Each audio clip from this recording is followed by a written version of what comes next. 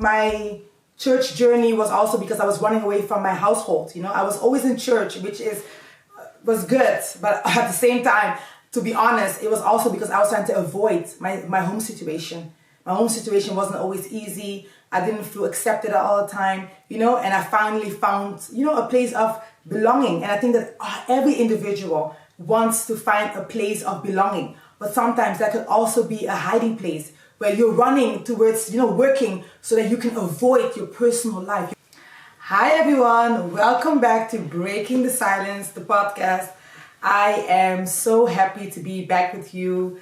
Wherever you're watching from, I want to hear you. So if you can leave me a comment where you're watching from, because I'm finding myself here in the beautiful city of Rotterdam, but I know that we have viewers from all over. So I would like to hear from you. Leave your city in the comments. But also, if you're new here, I would like you to share. I would like you to like. And I would love for you to subscribe to our YouTube channel, because we need you as we are building a beautiful community, a safe space for everyone to break their silence.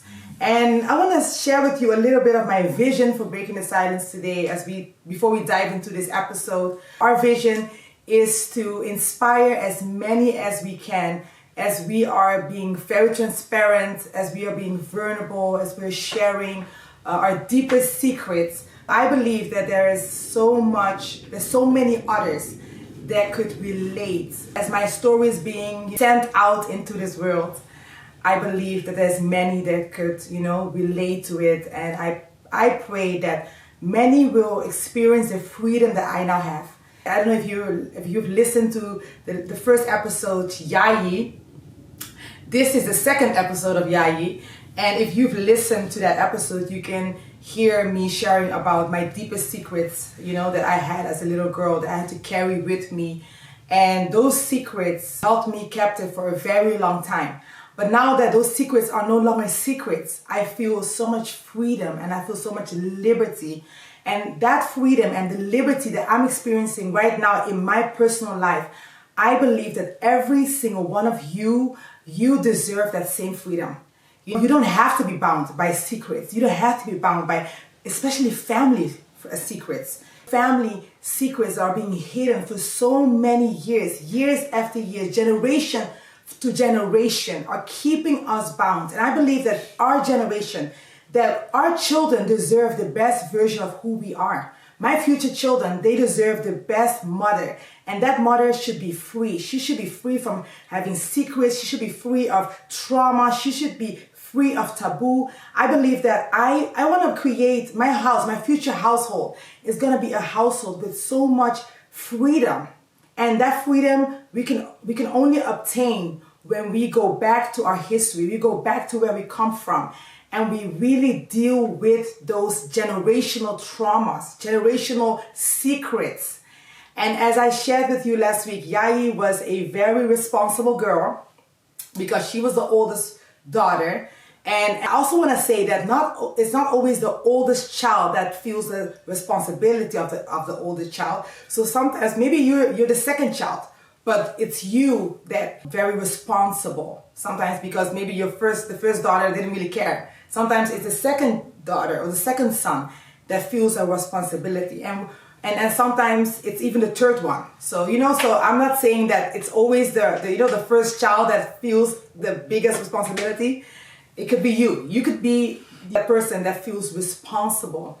And I felt responsible at home, but I also felt responsible in my class. At school, I was the big sister of everyone, and everyone would share their secrets with me and would tell me what they would go through in their personal lives.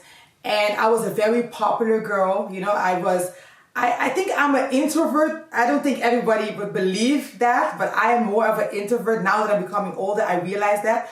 But my learned behavior is that I know how to set a vibe. When I come into a room, I know how to, set a vibe. I know how to make people feel comfortable. So people assume that I'm an extrovert, but I'm more like an ambivert, which ambiverts, they're more likely to be more like an introvert. So, but anyways, the pretending Jaji, she would make everybody happy. She would be, organizing a lot of different activities. As a little girl, I would be a leader.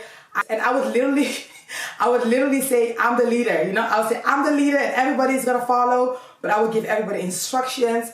I would organize events. I had a hobby. When I was around 12 years old, I had a hobby. And since we're breaking the silence, my hobby was stealing, you know. I would go into the shops and I would steal. And one thing that I would like to share with you today is when I was 12 years old, on my 12th birthday, okay, it was my birthday, I became 12 years old. And I here in the Netherlands, we you know, in the summer there's a long 6-week vacation, and during that vacation, I was stealing the whole vacation. You know, normal families, they go on vacation, but not my family. My family, we would be, you know, my parents would send us outside, and we would be outside playing outside, you know. And I would go to the shops and I would be stealing, you know. I would take gum and I would take magazines, you know. I would take the Vogue magazine. I was always into fashion, always into, you know, style. And I would steal so many things and I would make my friends steal with me. And so I was getting ready to have this big event for my friends. I was only 12 years old, right? But I was like stealing glasses and all kinds of cute bracelets because I wanted to give all my friends these cute little gifts when they would come to my event. So that was, you know, during the vacation. And at the end of the vacation, in the beginning of the new school year, it was my birthday. And I remember my parents were organizing my 12th birthday party, which was a surprise birthday party, okay? So during that day, they sent me to school, and after school, my mom's friend came to pick me up. And of course, I already knew that my parents were organizing, you know, a surprise party because my friends couldn't hold a secret. So anyways, my mom's friend takes me out here in, you know, Bijlaanselaan. You know, if you're Dutch, if you're from Rotterdam, you know, that street, it's a very known street here in Rotterdam. And I would, you know, I went with her. I had to get my hair done. You know, she said, yeah, I'm going to take you out for your birthday. And so we had lunch and she went to the hairdresser. I was done and my friend was also done. So my mom's friend, her daughter was my friend, okay? So, and she was also, you know, she was very good, you know, at stealing. So we went into this shop, which is called, it's called the Marskramer. And it doesn't even exist no more, but it was a very popular one. And we went into the store and I said, oh my gosh, I'm gonna get this bracelet, you know, and I took the bracelet, you know, I took it and I was walking around the store and out of a sudden, the lady that was working in the store, she comes up to me and she's like, hey, where is that bracelet you just had? And I'm like, bracelet? I don't know what you're talking about. And she's like, yeah, that bracelet you just had in your hand. I don't see it no more. And I looked at her and I looked at my friend, her name is Nelly. And I said, in Dutch, I said, Nelly, ik ga rennen, doei. And that means, Nelly, I'm gonna run, see you later, okay? So I started running and running and running all over the Bijlaanselaan. And the lady came after me, she was running. Mind you, it's my 12th birthday. My whole family is waiting for me to get home. And I'm running around at the Bijlaanselaan because I'm afraid I don't wanna get caught. And I'm trying to get rid of this lady. And let me tell you one thing, I was a fast runner, okay? My brothers can tell you, I'm good at running, and I was running and running and running. And out of a sudden, I look behind me and I don't see the lady anymore. I shook it off, you know, that's what I thought. I was like taking a breath, I was like, oh, finally. So I was walking, and after maybe 4 or 5 minutes, like in my neck, she got me in my neck, she's like, I got you. And I was like, no, you know, let me go. She was holding me and she's like, give me back that bracelet. And out of sudden, I see my mom's friend coming. I see my friend coming. I'm looking around me and I'm like, oh my gosh, what's going on here? I see people watching and I'm like, I don't have it. And then my mom's friend is like, Suhaili, Jaji, it's your birthday. Give her back that bracelet. And I'm lying. I'm like, I don't have it. And then she's like this. My mom's friend's like, Queen, Suhaili, give her that bracelet. And then I took it out of my, you know, out of my pants and I throw it at her. And then she said, you know what? I can tell you one thing. You are a fast runner. And I remember looking at her and I was like so relieved. She said, she told me, if you didn't give me that bracelet, I would have called the police. And I was like, okay, that's not what we're gonna do because I need to get home because people are waiting for me. So on my 12th birthday, that's the kind of girl I was, okay? At home, I was a reader, I was a nerd. I was always, you know, in my books. But when I was on the streets, I was this naughty girl who had this habit of stealing because I wanted to be popular. I feel like I wanted to be, even though I was popular, I wanted to gain more power. I wanted to gain more popularity. I went to the middle school. I kept that popularity, I kept that. I was very, good with everybody, easygoing, and I think that that's something that I was taught. I was taught to be easygoing. I was taught to become a camouflage. I would become whatever you wanted me to become, because that's something that I just had. I was taught. And all those habits you bring in when you're growing up as a teenager, it's habits that, it comes from the lifestyle that you had at home. There was a certain lifestyle at home, and because of that lifestyle, because of those secrets, I learned at a very young age to become what people wanted me to be. And because of that, I became very popular. Because of that, it was very easy for people to accept me, and very easy for people to be around me. Because naturally, I learned to stay in my lane, but also really take charge of my lane. Okay, and so I don't even know why I'm sharing all this, but it's probably for a reason, because we're breaking the silence, and I'm sharing with you the kind of Jaji I was, the kind of child I was, the kind of individual I became because of the dysfunction, because of the way that I was raised, And I'm thinking about my childhood, and I think that it was very much fun, but also very lonely, because like I said, I was carrying all these secrets, even though on the streets and at school, I was pretending to be this girl, this happy girl. I was bottling a lot of pain and sorrow inside. And so when I became 16 years old, I went into church, and I got saved. I got radically saved at a young age, because I really believed that God really was my savior, and he is my savior. And I really got saved, I really wanted a different lifestyle. I think I was depressed, I think I was depressed. I think that I was not happy. And I remember that summer when I was 16 years old, that I was very unhappy and not really sure about how my life was going to end up like. And I remember, coming into this church, and the church that I got saved in was a very radical church, a very discipleship oriented church.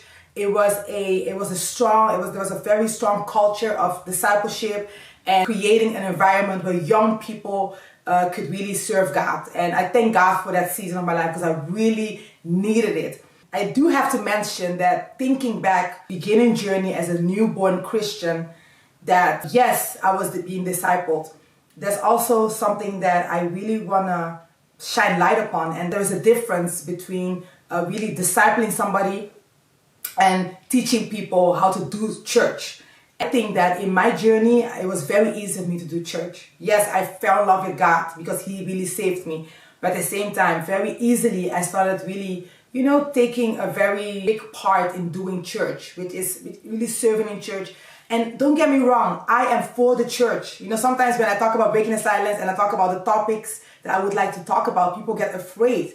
But I think that this is a very much important part of the body of Christ, to shine light upon some things that we do in the church, which also are dysfunctional. And it's not to talk bad about the church, because I believe in the church. I'm still a part of the church.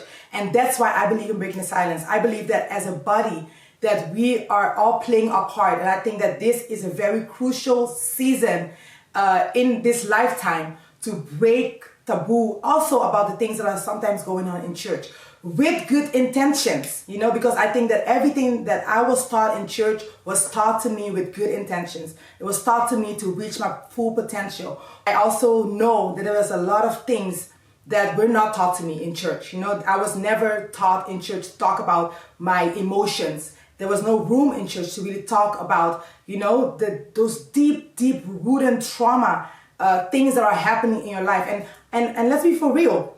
The church also, there is this pray and fast. That's what we believe as a church, as believers. We believe in praying and fasting, which are crucial and powerful tools that God has given us to use. But I also believe that there's skillfulness, that needs to be inspired within the church. Being skillful, talking about, trauma. And I think that that's a phase that I skipped as a newborn Christian. Yes, I loved God, and yes, I knew how to pray, and yes, I knew how to fast, and yes, I went to a Bible college all the way in America, to get trained, and all those things are amazing. I believe in it, and I'm all for it. But I also think that we could do more development when it comes to our mental health, So because yes, I was a newborn Christian, but there were so many things that happened in my life that I never dealt with, So when I came to Christ, they say you become a new creation. But it's like, yeah, you become a new creation, but there is so many baggage. There's so much baggage that you carry with you as a believer that need to be dealt with. And sometimes not only on a spiritual level, but also in a professional level. And that's something that I believe that we could do better at as a church. I want to break a taboo. I want to help you break a taboo. And so that's why I want to help break a taboo. I'm the first one to say that the church is a hospital and it's God's plan for here on earth. I really, really believe that. But I also believe that we could do better when it comes to mental health, when it comes to trauma, when it comes to dealing with deep inner issues that we carry inside of us as believers. We cannot say that we come to Christ and all of a sudden everything is gone. No, there's things that we need to learn to deal with. We need to learn to deal with our trauma. We need to learn to grieve. We need to learn to heal. Healing is not something that happens instantly. It happens for a few people, but for a majority of us, like me, it's a journey of healing. I believe that we're going to heal till the day that we die. We're going to heal until we get to heaven, but it needs to be normalized.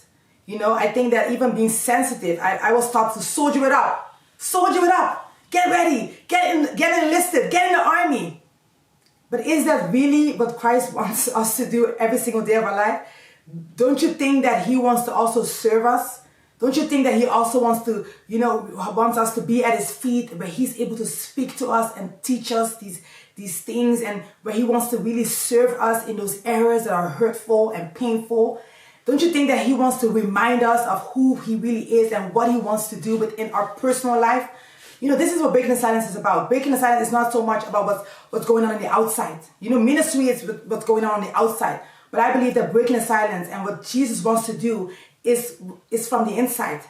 Our inner life. Really dealing with our inner life. That's my passion right now. I went from becoming someone that's always in the front line, to now wanting to sit at his feet and allowing him to deal with my heart, allowing him to deal with my mind, allowing him to really renew my mind.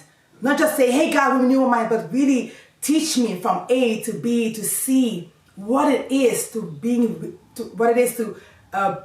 renewed. That's why I'm sharing actually my vision on this. I'm sharing with you some experiences that I had, and it's never, to talk down on anyone, but it's really to talk up, to bring us up. I had to, unlearn a lot, even in my own discipleship. I used to be a very strong leader, always trying to tell people, do this and do that and get ready and don't pay too much attention on that. No, it's negativity, but in the long haul, it's gonna catch up on you. You need to deal with these things. You need to take the time to heal. I believe that honestly, I dare say every leader should be in therapy. Christian therapy should be normalized. Get therapy, get help. Get your mind ready. Get your mind in order. It's like going to the doctor. When you're sick, you go to the doctor. When you have a toothache, you go to the dentist. So how come, when we have these issues in our minds, we say it's not normal to go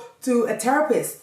I think that the more we love ourselves, the better help we get, and that's something that I'm convinced of. And I also would like to say that if you are disconnected to yourself, you're never able to help people. If you are always suppressing your emotions, you're never able to relate to people. You're never able to give people the help they need. You're never able to show sympathy. Many times there's people in leadership positions. they're not able to show sympathy to others because they've never shown sympathy to themselves. Never shown mercy to themselves, never shown grace to themselves, always on the front lines, always working, always serving. But what about him serving you? I think about the story of Peter, where he didn't want to allow Jesus to wash his feet because he's like, oh no, I'm not worthy. And Jesus is like, oh no, if I don't wash your feet, Peter, then you are not able to what did he say? He said, then you cannot partake of me. Then you cannot be part of me. In other words, if I cannot serve you, I know, Peter, you want to serve me, but I want to serve you. Let me wash your dirty feet.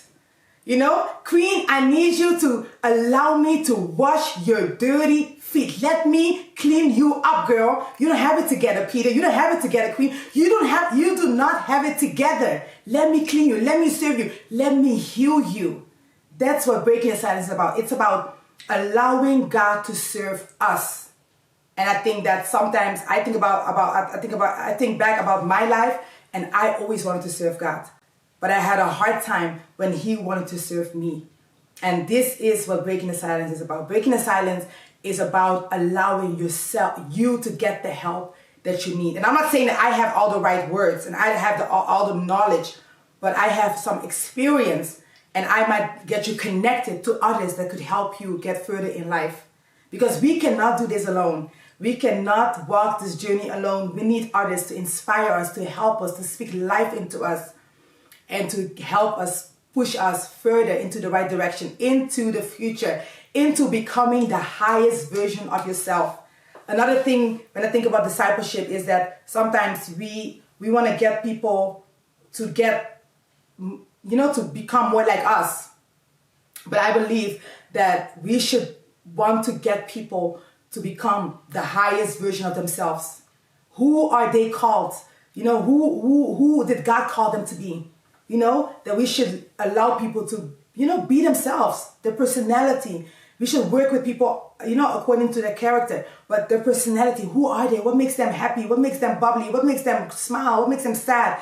I think that that's also something that I wish, that I would have been more, more inspired, And yeah, I think a lot of my church journey was also because I was running away from my household. I was always in church, which was good, but at the same time, to be honest, it was also because I was trying to avoid my home situation. My home situation wasn't always easy. I didn't feel accepted all the time, and I finally found, a place of belonging. And I think that every individual wants to find a place of belonging, but sometimes that could also be a hiding place where you're running towards, working so that you can avoid your personal life, your inner life. And that's something that I was doing.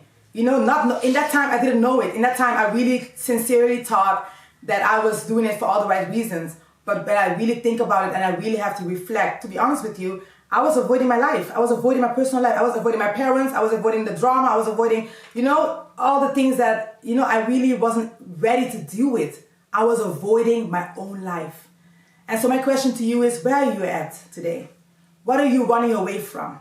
What are you neglecting? What are you not paying attention to? What are some things in your personal life, not your Instagram life, not your social media life, not your Snapchat life, but I'm talking, what about your inner life? What are some things in your inner life that you are avoiding, but that you need to pay attention to, that you need to tend to? What are some things in your heart, in your mind, that need some focus? It's great to be involved, in so many people's lives and trying to, impact people. But how about your personal life? What about your mental health? Do you think that you are worthy, of having tough conversations? Do you think that you are worthy of living a life free of all those secrets? Can you imagine yourself walking away from shame and guilt? I can imagine it for you, but are you able to imagine it for yourself? Are you seeing yourself, picturing yourself? Not hiding behind doing and works and ministry and church and relationship. Are you picturing yourself really becoming the person that God has called you to be? Because that person is going to need to break the silence. You're going to have to do it one day or today or in the future. There's going to be a breaking silence moment if you do not start today. It's gonna come up. It's gonna come up to you.